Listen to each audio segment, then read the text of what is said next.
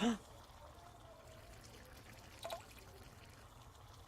then, if you can't stand still, then you might as well do 50 push-ups. Giddy up. Come on, giddy up. 50 push-ups.